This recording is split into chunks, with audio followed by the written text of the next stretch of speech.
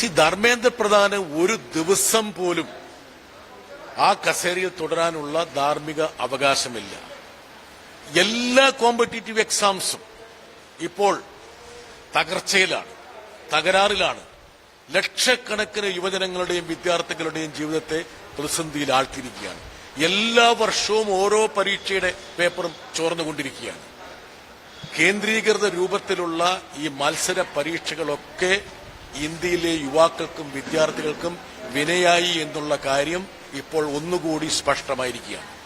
മറ്റേതെങ്കിലും ഒരു സർക്കാരിലായിരുന്നെങ്കിൽ ധാർമ്മിക ഉത്തരവാദിത്വം ഏറ്റെടുത്തുകൊണ്ട് പ്രസ്തുത മന്ത്രി, വിദ്യാഭ്യാസ മന്ത്രി രാജിവെക്കുമായിരുന്നു. അതിനു പകരം ഓരോ ദിവസവും വലിയ വലിയ പ്രഖ്യാപനങ്ങൾ നടത്തിക്കൊണ്ട് ഈ പിടിപ്പുകേടുക്കും അതുപോലെ ഈ വീഴ്ചയ്ക്കും ഉത്തരവാദികളായ ആൾക്കാരെ സംരക്ഷിക്കുന്ന സമീപനമാണ് ധർമ്മേന്ദ്ര പ്രധാന്റെ ഭാഗത്തുനിന്നുണ്ടാകുന്നത്.